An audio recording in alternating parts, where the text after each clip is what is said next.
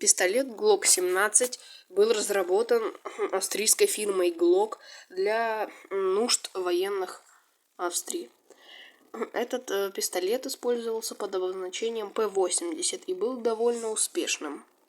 К тому же из-за своей надежности стал хорошим оружием для гражданской обороны. Кстати, по большей части пистолет сделан из термостойкого пластика. Пистолет состоит из 33 частей. Неполная разборка осуществляется за несколько секунд.